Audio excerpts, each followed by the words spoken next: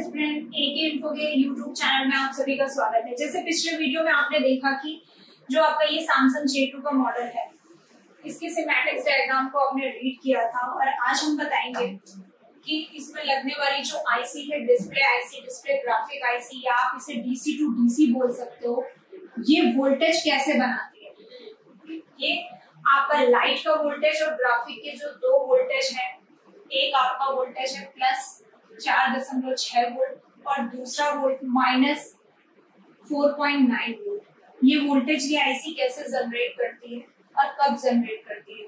तो इसके लिए ये आईसी हमारी 16 पिन की है और यहाँ पे एक गाइड मार्क बना होता है जहां से पिन नंबर 1 स्टार्ट होती है। तो आप इस बोर्ड पे देख सकते हो, ये हमारा डिस्प्ले कनेक्टर है जो कि 34 पिन का है और ये डिस्प्ले आईसी, इसमें ये गाइड मार्क है। गाइड मार्क ये शो करती है कि ये पिन नंबर 1 है और हमेशा इसकी काउंटिंग, पिनों की काउंटिंग एंटी क्लॉकवाइज होती है। ये गाइड मार्क है, अगर पिन नंबर 1 ये हुई तो एंटी क्लॉकवाइज यानी घड़ी की विपरीत दिशा में इसकी काउंटिंग होगी।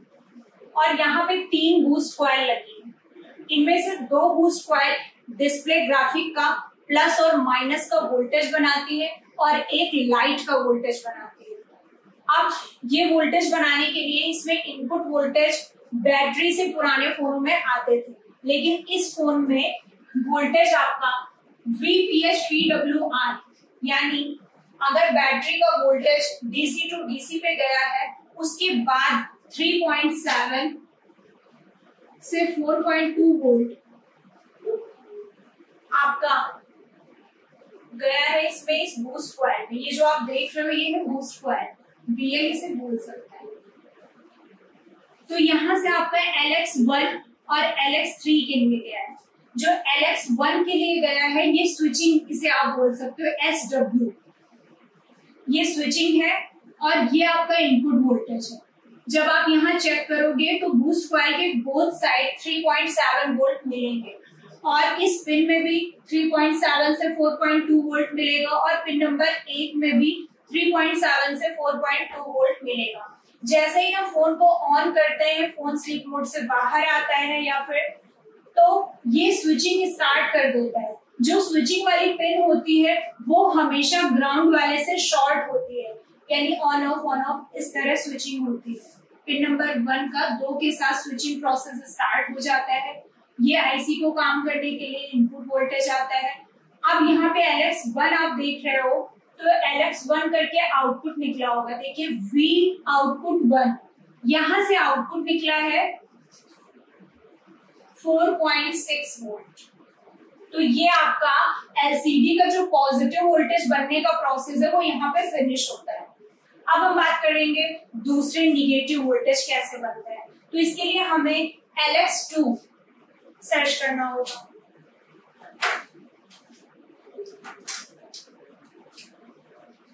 तो देखिए ये है LX2, ये ग्राउंड है क्योंकि माइनस वोल्टेज मींस ग्राउंड से स्विचिंग होगी इसकी। ग्राउंड से तो इसमें भी स्विचिंग होती है बट जो वोल्टेज आएगा वो ग्राउंड वाली लाइन में ही आएगा। तो देखिए VPH-PWR 3.7 से 4.2 वोल्ट, ये यहाँ पे इस 12 नंबर के पिन पे इन हुआ है और ये ग्राउंड वाले के थ्रू यहाँ पे गया है। तो ये LX2 ऑलरेडी ग्राउंड है तो इसकी स्विचिंग स्टार्ट होती है और VO2 यानी वोल्टेज आउटपुट सेकंड यहाँ पे मिलता है -4.9 वोल्ट। तो LCD के लिए यानी डिस्प्ले ग्राफिक के लिए ये 2 वोल्टेज मिल जाते हैं, 4.6 और -4.9। ये वोल्टेज तभी मिलते हैं जब इनपुट वोल्टेज आ रहा हो और बूस्ट कॉइल ओके हो, ये आईसी ओके हो, तब ये वोल्टेज प्रॉपर मिलता है। अब एक वोल्टेज और बनता है लाइट के लिए, ये आप देख रहे हैं 7.6 वोल्ट। इसके लिए इनपुट वोल्टेज यहां से मिल रहा है LX3, ये स्विचिंग है, तीसरे वोल्टेज बनाने के लिए ये स्विचिंग है और इनपुट यही कॉमन पिन नंबर 16 वाला लिया गया है। जब स्विचिंग स्टार्ट होती है लाइट के लिए तो 15 वाली स्विचिंग पिन नंबर 14 से शॉर्ट होती है यानी स्विचिंग स्टार्ट हो जाती है और आउटपुट VO3 यहाँ पे नॉर्मल कॉइल के थ्रू आउटपुट मिल जाता है। एक आपका बूस्ट कॉइल ये है, सेकंड नंबर की बूस्ट कॉइल ये है और थर्ड नंबर की बूस्ट कॉइल ये है। तो इस तरह आपने देखा कि वोल्टेज कैसे बनते हैं। दूसरी बात, एक वोल्टेज एलसीडी का और बनता है 3 वोल्ट। इसके लिए कंपनी ने एक एलडीओ लगाया है। एलडीओ क्या होता है? लो ड्रॉप आउट वोल्टेज, यानी इसमें वोल्टेज कम होता है और करंट भी कम होता है। जैसे बक कन्वर्टर में क्या होता है कि वोल्टेज कम होगा बट करंट बहुत ज्यादा होती है, यहाँ पे एलडीओ सर्किट में करंट भी कम मिलता है। तो ये एलडीओ कैसे वर्क करता है? ये पीसीबी में ब्लैक कलर का होता है और ये 5 पिन या आपको 4 पिन का मिलता है, जैसे डायोड। तो इसमें सबसे पहले इनपुट दिया गया इस पिन में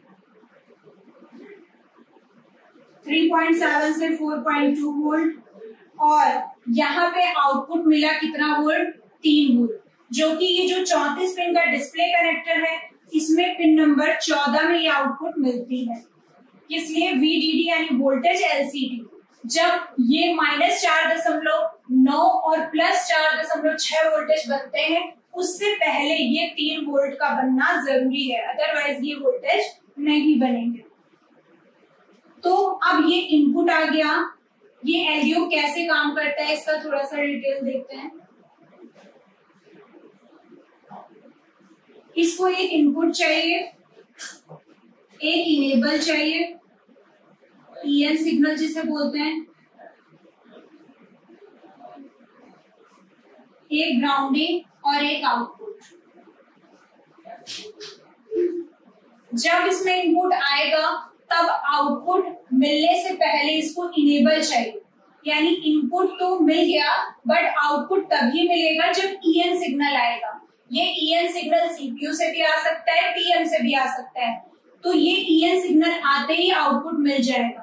तो इसमें 3.7 से 4.2 वोल्ट इनपुट है, इनेबल अप्रॉक्स 1.8 वोल्ट होगा और आउटपुट 3 वोल्ट मिलता है। इस छोटे छोटे एलडीओ के अलग अलग सेक्शन में लगाने से फायदा ये हुआ कि आपको पावर आईसी पे लोड कंपनी वालों को कम पड़ा, अलग से एलडीओ सारा वोल्टेज बनाता है। ऐसे ही आपको टच सेक्शन, डिस्प्ले सेक्शन और भी कई सेक्शन है, माइक सेक्शन, उसमें एलडीओ मिल सकते हैं। तो आपने देखा ये कनेक्टर है, ये वोल्टेज बनाने वाली आपकी 3 कॉइल्स हैं। अगर इसमें काउंटिंग देखेंगे तो काउंटिंग यहाँ से स्टार्ट है 1 2 3 4 5 6। तो अगर आप देखते हैं कि 14 नंबर पिन पे 3 वोल्ट मिलता है तो 14 इधर से काउंट करेंगे,